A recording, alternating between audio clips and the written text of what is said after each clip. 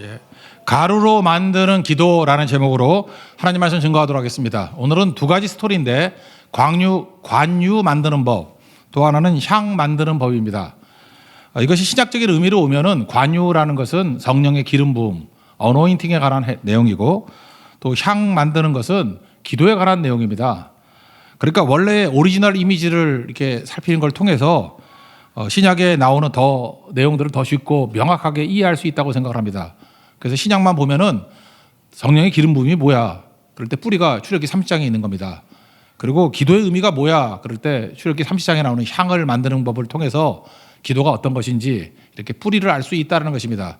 오늘도 뿌리를 아는 그런 유익을 누리는 축복의 시간 되기를 바랍니다.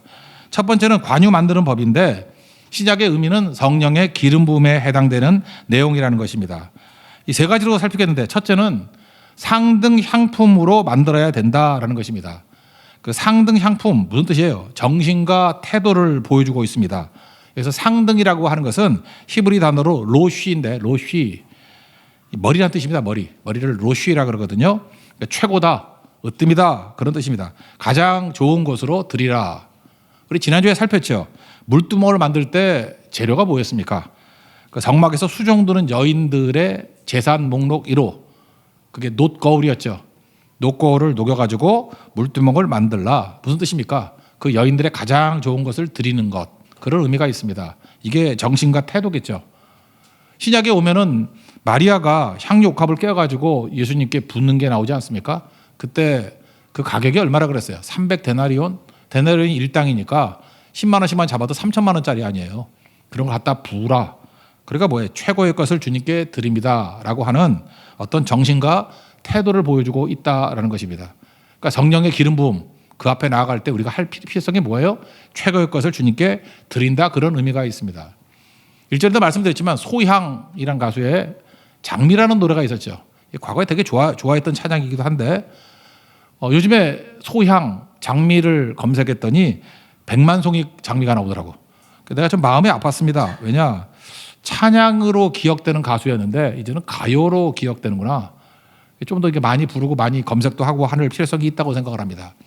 그 소향의 장미라는 노래에 앞부분이 이렇게 돼 있죠. 내가 당신을 사랑한다는 것을 무슨 말로 설명할 수 있을까요? 묻고 대답합니다. 예쁜 장미를 꺾어 드릴까요? 근데 그것으로 부족한 것 같아요. 그리고 마지막 그 클라이막스에서 뭐라고 표현합니까? 오히려 내가 장미꽃이 되어서 나를 꺾어서 드렸으면 좋겠어요. 나를 꺾어서 드렸으면 좋겠대요. 나의 모습이 가장 싱그러운 그때, 내 인생에서 최고의 때 당신께 드리고 싶어요. 이게 상등 향품을 드리는 내용과 똑같은 마음의 자세라는 것입니다. 우리도 찌꺼기 드리지 말고 하나님 앞에 가장 좋은 것을 드리는 믿음의 종 되기를 바랍니다. 어떤 형제가 생각이 나는데, 이 장미 부를 때 그때 당시 상황이었습니다. 하나님 앞에 가장 좋은 거 드린다 그랬더니 그 형제는 자기 시간을 하나님께 드리고 싶대요. 그래서 군대 입대하기 전날 보통 이렇게 많이 만나고 헤어지고 그러지 않습니까? 기도원에 올라가서 간절히 기도하고 군대 가더라고요. 내 인생에서 가장 고귀한 시간이 그 시간이라고. 근데 그 형제가 마침 제대를 할 때 교회에서 선교를 떠났어요. 그랬더니 제대하는 날 선교에 합류했어요. 그래서 가장 고귀한 시간, 뭐 인사 나누고 이제 집에 가고 싶은 마음도 있지만 선교부터 가겠다고. 지금 형제가 아주 잘 나가고 있는 걸 보게 됩니다. 그게 무슨 뜻이에요? 내 인생에서 상등 향품을 주님께 드리겠습니다. 여러분 인생에도 가장 좋은 것을 주님께 드릴 수 있는 믿음의 신실한 종 되기를 바랍니다. 두 번째, 이 관유에서 나오는 메시지는 뭐냐 하면, 이게 베이스가 되는 기름은 감람 기름입니다. 감람유. 영어로 하면 올리브 기름이죠. 우리 뭐 몸에 좋다 그래서 뭐 지중해성 음식 그래서 많이 붙지 않습니까?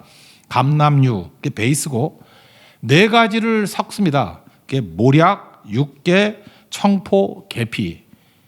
그래서 나오는 내용이 23절, 24절에 나오죠. 거기 모략 500세겔, 그 다음에 육개 250세겔, 창포 250세겔, 24절에 계피 500세겔, 이렇게 4가지가 이렇게 섞이는 겁니다. 기본 베이스가 감람 기름이고, 이거 각각 의미를 이렇게 설명을 합니다. 모략은 여러 번 들으셨죠? 모략은 죽을 때 사용하는 것입니다. 그래서 장례 용품으로 쓰기도 하고 진통 효과도 있다고 얘기를 합니다. 그래서 예수님이 십자가에 달리셨을 때 마가복음 15장 23절을 보니까 몰약을 탄 포도주를 주었으나 예수께서 받지 아니하시니라. 그러니까 진통제를 줬는데 안 마셨다. 뭐 그런 얘기가 나오죠. 그런 식으로 죽음하고 깊은 연관성이 있는 것입니다. 육계라는 건 뭐냐면 개수나무 껍질이에요. 이것도 이쪽에 진통 효과가 있다 그럽니다. 옛날에는 개수나무 그런 거 되게 많았는데 저희 할아버지 성함에도 제 할아버지가 순교하신 할아버지 성함이 전계원이거든요. 정계원 그 목사님이신데 전계원 개수나무 개자예요. 으뜸원자. 그래서 제가 이 개수나무가 생각이 나는데 옛날에 그러죠. 뭐 달나라에 가면 토끼가 뭐 개수나무에 뭐 방아를 찍는다며. 그래서 개수나무가 참 흔했던 것 같습니다. 근데 이 개수나무 껍질이 좋은 향도 나고 또 거기서 기름이 나올 때 진통 효과가 있다. 이것도 죽음하고 연결이 돼 있습니다. 그리고 창포라는 건 뭐냐면 진흙에서 자라나는 갈대 같은 건데 일어서는 힘이 있답니다. 이렇게 넘어지는 것들이 이렇게 빳빳하게 일어선대요. 그래서 이것은 부활을 의미한다. 그래서 창포는 부활을 의미하는 메시지다. 이렇게 이해를 합니다. 그리고 계피는 요즘에 제일 흔한 것 같습니다. 계피는 그 카페 같은 데 가면은 시나몬 케이크 달라 그러면 주잖아요. 그죠? 계피가루. 그 향도 오래 가죠. 굉장히 오래 가는 향이에요. 지속적인 향이라고 얘기를 합니다. 근데 이 계피도 마찬가지로 이 사람이 탄생했을 때나 이럴 때 쓰는 것으로 많이 사용된다고 얘기를 합니다. 그래서 이 네 가지를 합쳐서 이렇게 설명을 해요. 그리스도의 죽음과 부활을 의미한다. 그러니까 이 기름의 성는 이 네 가지는 그리스도의 죽음과 부활이다. 그리고 감람류는 뭐겠어요? 이 성령이라는 거예요. 감람류는 항상 성령을 상징합니다. 그래서 성령과 예수 그리스도의 죽음과 부활이라는 사역이 이렇게 합쳐지는 거예요. 그게 무슨 뜻이냐? 성령께서는 독자적으로 일하지 아니하시고 예수님이 하신 사역의 결과를 가지고 우리에게 적용하는 일을 한다는 것입니다. 그래서 성령에 대한 별명이 뭐냐 하면 적용의 영이라 그래요. 그러니까 성령 충만하면 예수님이 기존에 다 하셨던 죽음과 부활의 메시지를 우리 한 사람 한 사람에게 이렇게 적용시켜 주는 겁니다. 그래서 적용의 영이다. 그래서 네 가지는 예수님의 죽음을 말하는 것이고 감람류는 성령의 역사인데 이 네 가지 예수님이 하신 일들을 우리에게 적용시켜 준다. 그래서 요한복음 16장 13절을 보면은 성령에 관한 내용입니다. 그가 스스로 말하지 않고 성령이 스스로 말하지 않고 오직 들은 것을 말하며 누구에게 들었어요? 예수님께 들은 것을 말하며 장래 일을 너희에게 알리시리라. 그래서 어떤 사람이 성령 충만하다 그러면서 성경에도 없는 얘기를 막 하고 뭐 내가 뭐 들었다 그러면서 엉뚱한 소리를 하면은 그건 성령의 사역이 아니겠죠. 왜요? 성령께서는 스스로 말하지 않은데요. 성령께서는 예수님의 사역에 한정을 둬가지고 예수님이 하신 말씀을 적용시키는 일을 한다는 거예요. 그래서 성령과 성경은 충돌하지 않습니다. 성령과 예수님의 사역은 충돌하지 않고 뒷받침하는 사역을 한다. 뭐 그런 뜻이라는 거예요. 그래서 예수님이 하셨던 죽음과 부활을 통해서 우리를 살려주는 역할을 한다. 고린도 전서 15장 45절 보니까 살려주는 영이 되었나니 예수님의 영은 살려주는 영입니다. 그래서 우리에게 적용시켜서 죽었던 모든 것들을 살려주는 영으로서의 역할을 한다. 그게 성령의 사역이다. 이렇게 설명하고 있습니다. 그리고 세 번째 내용은 뭐냐? 기름을 발라서 거룩하게 만들라 그런 뜻이 나와요. 거룩과 능력이 임하게 된다라는 것입니다. 일단 외적으로 기름을 왜 바르느냐? 현실적인 문제예요. 청결을 유지하고 또 보호하고 보존한다라는 의미가 있습니다. 우리 보통 니스칠한다 그러죠. 나무가 있는데 니스칠하면 어떤 일이 벌어지죠? 이게 건조한 모라바람 같은 게 있을 때 쪼개지지 않고 잘 보호하는 막이 생기잖아요.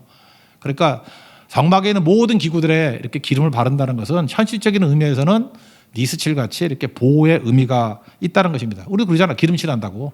기름을 칠해야 이게 보호가 된다. 그러나 영적인 의미는 이거보다 더 크겠죠.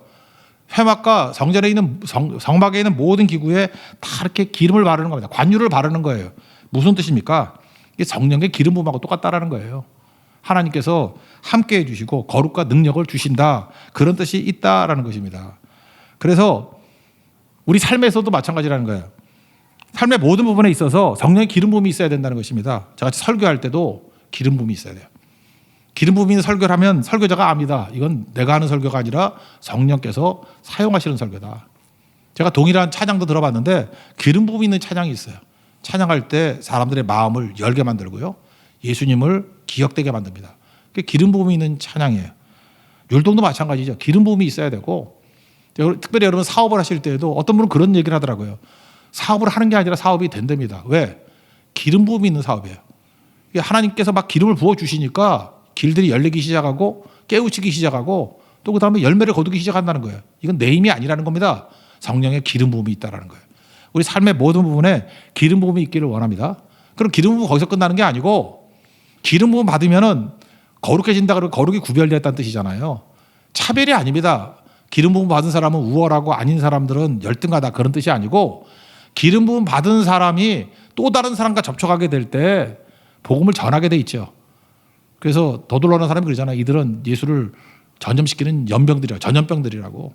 그래서 접촉하는 모든 사람들을 변화시키는 흐름이 있게 만드는 생명을 주는 자가 된다는 것입니다. 그래서 기름 부음은 어떤 배제하는 원리가 아니라 생명의 원리입니다. 만나는 사람마다 살리는 원리라는 거예요. 29절 읽겠습니다. 시작. 그것들을 지극히 거룩한 것으로 구별하라. 이것에 접촉하는 것은 모두 거룩하리라. 우리가 성령의 기름 부음이 필요한 이유가 무엇입니까?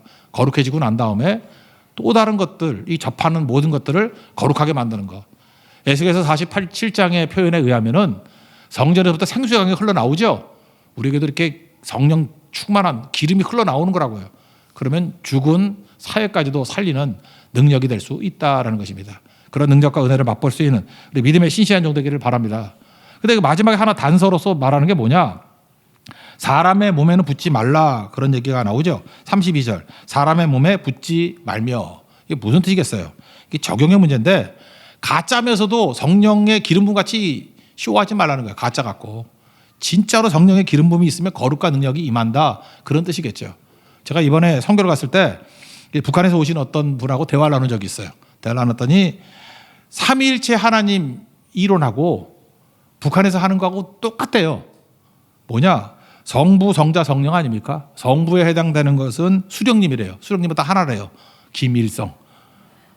그리고 성자는 그때그때 바뀐대요. 김정일 살아있으면 김정일이 성자고 김정은 살아있으면 김정은이 성자고 눈에 보이는 하나님이죠. 그러니까 그 성령에 해당되는 게 뭐냐면 사상이래. 사상. 그죠? 사상으로 무장한다. 그래서 뭐 당이 결심하면 우리는 한다. 이렇게 나간다는 거예요. 그죠? 그래서 이 삼위일체 하나님 이론하고 너무 똑같다고. 그게 뭡니까? 그 김일성 집안이 원래 그 목사 가정 아니에요? 목사님 가정 아니에요? 그랬더니 기독교 이론을 그대로 미러 이미지, 거울 이미지로 그대로 베껴가지고 이 가짜를 진짜같이 하는 거죠. 이렇게 하는 자들에게 성경은 뭐라 그래요? 이거 뭐 재앙이 임한다 그러잖아요. 그죠? 하나님 앞에 이렇게 해서는 안 된다는 거고 가짜로 꾸미지 말고 진짜를 추구하는 종이 되라. 이렇게 말씀하고 있다는 것입니다. 성령의 기름 부음 여러분 다 누릴 수 있는 믿음의 종 되기를 바랍니다. 그 성령의 기름 부음이 있기 위해서 필요한 게 뭐예요? 상등 향품이니까 최선의 것을 주님께 드릴 줄 알고 그리고 예수 그리스도의 사역을 기초로 해서 성령이 하시는 적용 사역 그것을 우리에게 적용시켜야 될 것이고 더 중요한 건 뭐예요? 진짜 기름을 바를 때 거룩과 능력이 임하게 된다는 것입니다. 우리 교회와 우리 성도들과 모든 가정과 하는 일들에 성령의 기름 부으심이 있는 축복이 임하기를 축원합니다. 두 번째는 향 만드는 겁니다. 향은 분향단에 이렇게 향 뿌리는 거예요. 그게 기도라 그랬죠. 기도로 올라간다. 그러니까 기도의 능력에 관한 내용입니다. 먼저 향 제조법을 먼저 살피겠는데 세 가지 향을 섞어서 만드는 겁니다. 소합향, 나감향, 풍자향 이 세 가지입니다. 34절 다 같이 읽겠습니다. 시작. 여호와께서 모세에게 이르시되 너는 소합향과 나감향과 풍자향의 향품을 가져다가 그 향품을 유향에 섞되 각기 같은 분량으로 하고 이건 보통 해석을 이렇게 해요. 소합향은 뭐냐 하면 진액을 뽑아서 만드는 거예요. 진액을. 그래서 진액을 쏟는 기도를 의미한다. 그래서 보통 예수님의 겟세마네 동산에서의 기도. 그래서 소합향은 예수님의 겟세마네 기도, 진액을 쏟는 기도. 예수님의 기도를 의미한다 그러고 나감향, 이 나감이라는 거 꼭 외워놨으면 좋겠어요. 이건 조개 껍질에서 나온 거예요. 그래서 홍해 근처에 그 조개들이 있는데 그 조개 껍질을 갈아가지고 만든 지금도 이때입니다. 굉장히 고급 향이에요. 그건 뭐냐? 조개가 이렇게 안에 있는 살을 보호하잖아요. 그러니까 그리스도의 희생과 고난으로 말미암아 우리가 보호받고 샬롬에 임하게 되었다. 그래서 나감향 그러면 내가 쪼개짐으로 말미암아 향기를 바란다. 그리스도의 향기다. 뭐 그런 의미로 많이 사용하는 것 같습니다. 그 세 번째는 풍자향인데 풍자 줄기에서 나오는 건데 풍자향은 이 독자적으로 풍자만 있으면은 이름도 이상하잖아요. 그죠? 악취가 난대요. 냄새가 안 좋답니다. 그래서 별로 안 좋은 향인데 묘한 게 뭐냐면 다른 것과 이렇게 소화향과 나가면과 이렇게 섞이면은 좋은 향기로 바뀌어 버린대요. 그리고 오래 지속하게 만드는 촉매 같은 역할을 한답니다. 그래서 풍자향은 우리 인간의 기도라고 얘기를 해요. 그러니까 무슨 얘기예요? 소화향과 나가면이 예수님의 기도라 그러면 이 풍자향은 우리의 기도예요. 이 기도가 이렇게 섞이는 거죠. 우리 기도가 예수의 이름으로 드리는 거지 섞이는 거라고 이렇게. 그래서 로마서 8장 26절 보니까 우리는 마땅히 기도할 바를 알지 못한다. 어떤 때는 막 욕심으로 구하고 잘못 구하고 막 그런 게 있지 않습니까? 내 뜻을 구하는 뭐 이런 것들이 있는데 예수님의 기도와 이렇게 섞이면은 성령이 말할 수 없는 탄식으로 울려해서 친히 간구하신다 그랬잖아요. 이게 온전한 방향으로 바뀐다라는 거예요. 그래서 여러분 찬양 기도 같은 데도 와서 기도할 때 느끼시죠? 처음에는 내 뜻대로 내가 원하는 것 갖고 막 기도를 하는데 마지막에 가면은 기도가 아름다워지고 영광스러워지고 이상하게 생각지도 않았던 기도를 하게 되고요. 기도가 하나님의 뜻대로 구하는 기도로 바뀌어버려요. 그래서 기도는 좀 오래 할 필요성이 있다고요. 그래서 이게 소합향과 나가향이 나 같은 풍자향의 기도와 섞여가지고 아름다운 것으로 다 바뀌게 된다는 것입니다. 그래서 이게 나의 원이 아니라 아버지의 원대로 구하는 마지막의 기도. 그렇게 된다는 것입니다. 여러분 기도를 통해서 예수님의 기도와 여러분의 기도가 섞여서 아름다운 기도를 변화받는 믿음의 종 되기를 바랍니다. 그 다음에 뭐라 그러죠? 소금을 치라 그래요. 소금을. 소금 치라는 것은 에스겔서 43장에 살필 때도 살폈죠. 누룩과 소금이라는 제목으로 설교를 했었는데 누룩은 죄를 의미하는 거고 소금은 언약의 언약, 하나님의 변함없는 영원한 언약을 상징할 때 소금 이걸 얘기를 하는 것입니다. 그래서 35절 보니까 그것으로 향을 만들 때 향 만드는 법대로 만들고 그것에 소금을 쳐서 성결하게 하고 그러니까 소금은 뭐 짜게 만든다, 맛이 있다, 뭐 부패하지 않게 만든다 그런 뜻도 있지만 영원한 언약이라는 개념이 제일 정확한 뜻입니다. 성경에 나오는 모든 소금은 영원한 언약이에요. 민수기 18장 19절 보니까 이는 여호와 앞에 너와 내 후손에게 영원한 소금 언약이니라. 그래서 언약할 때 꼭 붙이는 게 뭐냐면 더 명확하게 하기 위해서 소금 언약. 역대하 13장 5절 보니까 이스라엘 하나님 여호와께서 소금 언약으로 이스라엘 나라를 영원히 다윗과 그의 자손에게 주셨다. 그러니까 하나님이 다윗 후손들에게 축복을 주셨다는 것을 뭐로 했다고요? 영원한 언약, 소금 언약. 그러므로 저는 그렇게 생각해요. 우리 동양에는 뭐 이렇게 언약을 하고 뭐 결의라고 할 때 도원결이라는 거 맨날 하잖아요. 도원결의. 그죠? 근데 도원결의 그런 거 흉내내지 말고 크리스찬이라 그러면 어떤 변함없는 언약이라 그럴 때는 소금을 놓고 하는 거예요. 소금을. 아니면 그냥 악수를 딱 하고 난 다음에 뭐 칼로 베가지고 이렇게 합치지 말고 아프잖아 그러면 그죠? 우리 서로 약속한다. 그래놓고 입 벌려 그러고 소금을 탁탁탁 치고 탁탁탁 치면 물론 염분이 높아가지고 고혈압이 되겠지만 그렇게 언약하는 게 되게 중요한 것 같아요. 그래서 저도 이 생각을 해요. 요즘에 그 결혼 주례할 때 뭐 서약할 때 뭐 서약하지 말고 입 벌려 그러고 신랑에도 소금 쳐주고 신부에도 소금 쳐주고 아니면 머리다 뿌리든지 관계 굉장히 성경적이라고 생각합니다. 그죠? 그래서 여러분들 성교 갔다 오거나 이럴 때 선물 우리 크리스찬들한테 제일 좋은 선물이 뭐냐? 소금 주는 거예요. 소금. 그죠? 네팔 소금, 말레이시아도 소금 팔거든요. 또 괜찮다 그러면 뭐 후추 같은 거 하나 섞어가지고 소금. 우리 사랑과 우리 우정과 우리 관계는 영원한 거야. 소금이라 소금. 그래서 그 위에 소금을 뿌린다. 우리 기도할 때도 뭘 붙들고 하는 거예요? 소금 기도. 언약 소금이 뭐예요? 소금 언약이 뭐예요? 하나님 말씀이죠.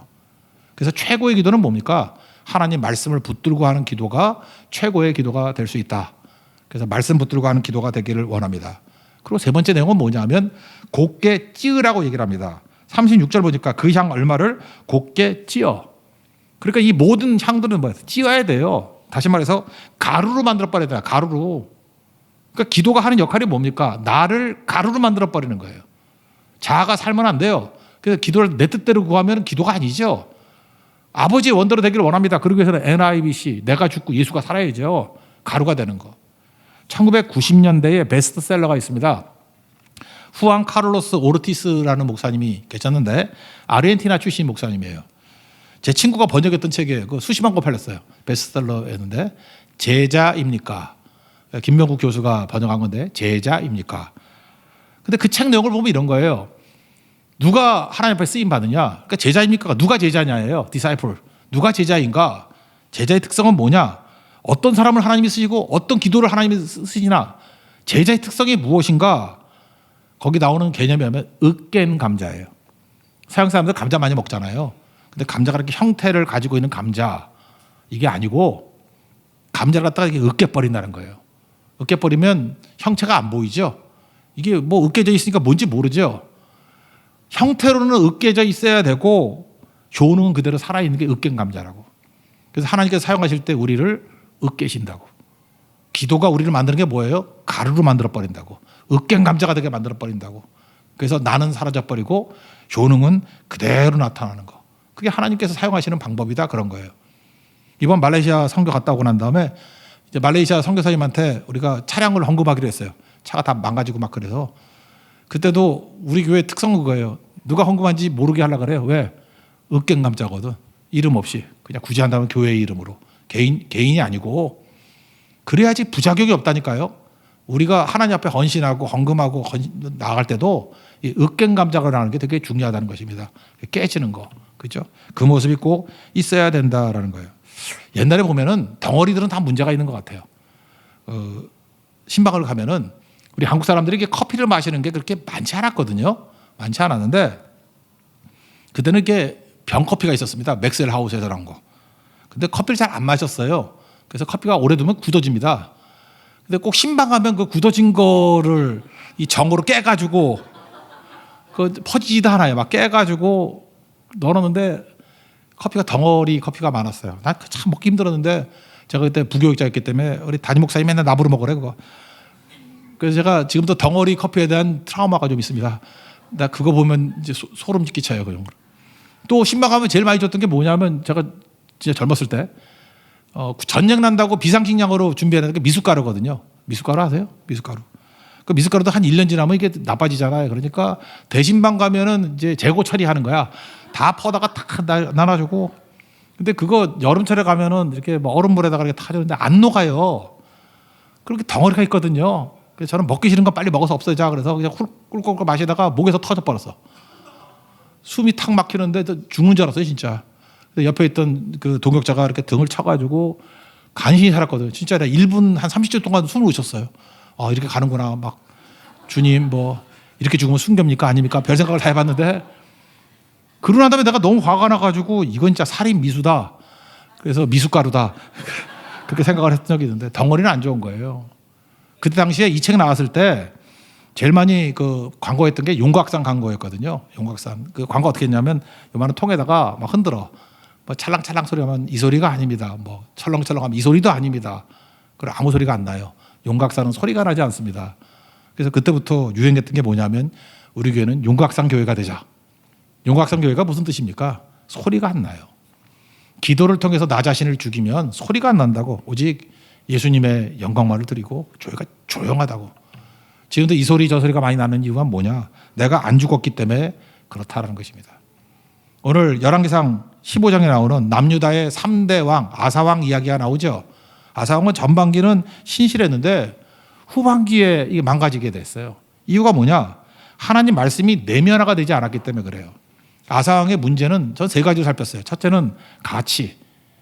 가치라는 게 뭐냐 하면은 무게거든요. 하나님에 대한 가치를 무겁게 여기지 않고 너무 가볍게 여긴 거예요. 그래서 한두 번은 체험을 하는데 가볍게 여기니까 그러니까 우선적인 것이 딴 데가 있는 거예요. 사무엘상 2장 30절을 보니까 나를 존중히 여기는 자는 나를 존중히 여기고 이 원어 뜻을 보면 무겁게 여기는 자를 내가 무겁게 여긴다예요. 또 나를 멸시하는 자를 내가 경멸히 여기라. 옛날에 경홀히 여긴다 그랬는데 가볍게 여기는 자예요.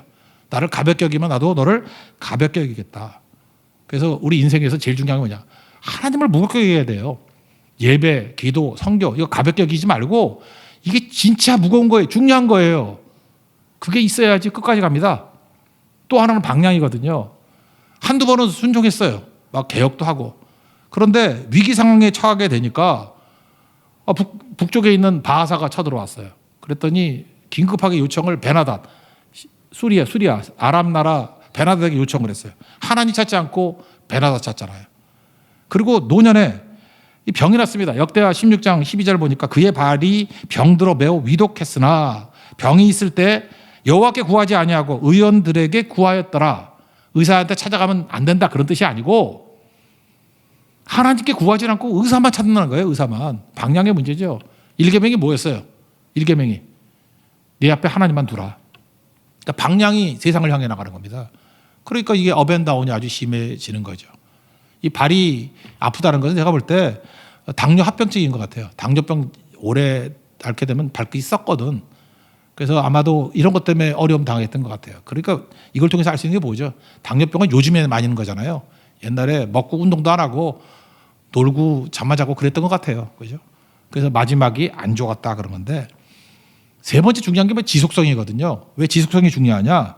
하나님께 무거운 가치를 두고 하나님만 향하는 방향을 두고 그걸 어떻게 해야 돼요? 반복해야 된다고. 그래서 절기를 주신 이유가 무엇입니까? 똑같은 걸 반복하는 거예요. 반복이 실력입니다. 반복할 수 있는 게 능력이라는 거예요. 계속 반복해서 내 걸 만들어내야죠. 말콤 글래드웰이 쓴 책 중에 티핑 포인트라는 책이 있어요. 꽤 오래된 책인데, 티핑 포인트라는 게 어려운 단어가 아니고 변증법에서 나온 얘기예요. 그 양의 변화가 질의 변화를 가져온다. 뭐 그런 거 있죠. 양질 변화. 그러니까 물이 1도부터 계속 뜨거워지다가 99도까지는 액체죠. 물이죠. 근데 100도가 되는 그 순간에 기체가 되잖아요. 그래서 100도가 되는 그 순간을 티핑 포인트라 그러는 거라고. 그러니까 양이 질적인 변화를 일으킬 때, 그러니까 양이 질적인 변화를 일으키기 위해서 필요한 게 무엇입니까? 지속력이죠. 계속할 수 있는 거. 그 계속할 수 있는 힘을 그 말콤 글래드웰은 고착성의 힘이라고 표현했어요. 근데 거기서는 뭐라고 얘기하느냐? 자기가 전념할 수 있는 어떤 메시지래. 우리 기독교로 말하면 뭐예요? 나를 붙들고 있는 말씀이죠. 나를 붙들고 있는 말씀이 있으면 끝까지 갈 수 있습니다. 근데 그 내가 붙들 메시지가 없으면 중구난방이 되겠죠. 업앤다운이 심한 사람의 특징이 뭐냐면 붙든 말씀이 없어요. 흔들 깃발이 없는 거예요. 말씀이 있으면 끝까지 갑니다. 절대 흔들리지 않아요. 어떤 난관과 어려움, 비난이 있더라도 넘어지지 않아요. 끝까지 가는 힘이 바로 이 고착성의 힘. 여기에서 나온다는 것입니다. 제가 이번에 보니까 51명이 갔습니다. 선교. 근데 제가 보기에는 뭐 큰 다툼도 없었고 뭐 갈등이 없었던 것 같은데 모르겠어요. 나만 그렇게 봤는지 모르겠지만 그냥 평화롭고 같은 방향을 향해 갔습니다. 이유가 뭘까 생각해 보니까 모든 성도가 같은 메시지를 가지고 매진하고 있잖아요. 그러니까 메시지가 같다는 얘기는 뭐예요? 붙들고 있는 메시지가 같다는 얘기는 같은 해석을 하고 있다는 거예요. 우리가 살다 보면 뭐 이런 일 저런 일 막 벌어지잖아요. 그럼 똑같은 일이 벌어져도 해석이 다를 수 있죠. 근데 동일한 메시지를 붙들고 있는 사람끼리 모여 있으니까 어떤 상황이 오더라도 해석이 같아요. 그러니까 같은 방향을 해서 나가게 되는 거죠. 그러면 해석이 같아지는 능력이 어디 있습니까? 우리가 날마다 같이 예배 드리잖아요. 기도하고 말씀 붙들고. 그러니까 전체가 다 같은 말씀에 붙들려 있으니까 같은 해석이 나오고, 같은 해석이 나오니까 어떤 상황 속에서도 하나가 되어서 뚫고 나가더라는 것입니다. 그게 능력이죠. 안타깝게도 아상황은 이게 없었어요. 그래서 전반부는 멋진 인생이었지만 후반부에 가치, 방향, 지속성이 없으니까 무너지게 되더라는 것입니다. 이유는 뭐예요? 이 세 가지가 있어야 내 자아가 깨지거든요. 기도가 내 자아를 깨버리니까, 가루를 만들어버리는 게 기도라니까요. 그래서 자아가 강한 사람의 특징이 뭐냐 하면은 잠깐 분노를 해요.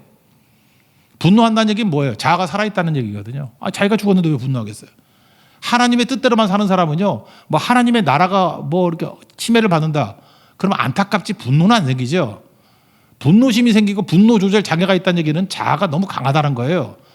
뒤집어보면 열등감이 있다는 얘기거든요. 그러니까 못 견디는 거예요. 막 화를 내고, 그죠? 이게 그 자리에 못 있는 거예요, 그죠? 이게 폭발하게 돼 있고. 그러다 보니까 언어도 이게 죽음의 언어를 사용한다고. 그래서 자기 아들 요나단이 다시 죽이지 말라 그랬더니 이렇게 얘기를 합니다. 폐역 무도한 계집의 소생아. 폐역 무도한 계집? 그 자기 아내 아니야. 여러분 같으면 뭐 아내한테 이렇게 표현하면 되겠어요? 폐역 무도한 소생의 계집의 소생아. 그 다음에 또 내 수치와 내 어미의 벌거벗은 수치를 내가 알지 못하느냐. 그래서 뭐 표현으로도 그래요. 니네 어머니 뭐 벌거벗겨 놓고 이렇게 수치당하게 만드는 거 뭐 어떻게 이런 비유를 써요? 죽음의 언어를 쓰잖아요. 죽음의 언어. 막 극단적인 언어. 그리고 나중에 어떤 일이 벌어져요? 좀 이길 듯 하니까 이거 전쟁 승리할 때까지는 아무것도 먹으면 안 된다. 먹는 다 죽여버려. 그랬더니 요나단이 그 명령 모르고 꿀 먹었다가 죽을 뻔했잖아요. 그러니까 무슨 얘기가 벌어집니까? 충동적인 명령을 내리고. 그러니까 분노, 죽음의 언어, 충동적 명령. 그래서 자아가 살아있고 기도를 통해서 자아를 죽이지 못한 사람의 특징이 뭐냐 하면은 항상 이렇다는 거예요. 항상 화가 나 있고, 그리고 항상 언어가 죽음의 언어를 사용해요. 스스로 막 이상하게 자학적인 언어를 사용해요. 그리고 충동적인 명령을 내립니다. 뻘짓하는 거죠. 왜 저래? 왜 저래? 그래서 망하는 거예요. 반면에 하나님 앞에서 이 기도가, 예수님의 기도가 이렇게 섞여서 기도하게 되면 나는 다 죽고 내 안에서 내가 기도하는 게 아니라 성령께서 기도하시죠. 하나님이 원하시는 기도를 통해서 나를 살리게 되고 일으키게 되고 충동이 아니라 말씀이 이끄는, 부르심이 이끄는 인생을 살아가게 된다는 것입니다. 이게 승리의 길이라는 거예요. 우리 이 말씀을 통해서 신약에서는 여러 번 나오잖아요. 성령의 기름 부음이 얼마나 중요한지, 기도가 얼마나 중요한지. 뿌리 메시지입니다. 이 뿌리를 통해서 예수께로부터 흘러나오는 이 생명의 능력을 성령과 함께 다 이룰 수 있는 믿음의 신실한 종되기를 축원합니다. 자리에서 일어나겠습니다. 은혜 찬양하겠습니다.